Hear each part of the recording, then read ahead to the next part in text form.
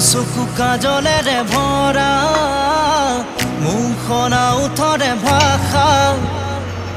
আহিতি বুকুৰে খৰকা মৰমী যৌৱনে জিলিকা মন দুবাৰে দি তুমি সোমালাহি বহুদিনৰ পৰাই বুকুতে ৰলাহি চিঞৰি চিঞৰি কব খোজো আজি